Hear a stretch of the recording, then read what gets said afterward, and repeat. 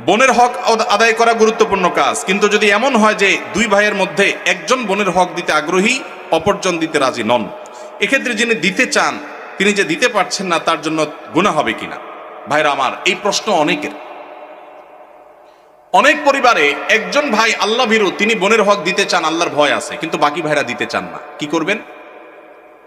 উত্তর হলো, যে ভাই দিতে চান তিনি বাবার সম্পদ থেকে, ধরা যাক দুই ভাই আছেন, এক বোন আছে, ওই এক বোনকে দিবেন বলে এক ভাই রাজি না, আরেক ভাই রাজি। যিনি রাজি, বাবার সম্পদ থেকে 50% করে দুই ভাই ভাগ করে নিয়েছেন। যদি এমন হয়, তো যেই ভাই দিতে রাজি তিনি তার 50%-এর মধ্যে বোনের হক কতটুকু, কোন আলেমের কাছ থেকে জিজ্ঞেস করে যে আমার ভাগে কতটুকু আসছে ততটুকু তিনি দিয়ে দিবেন।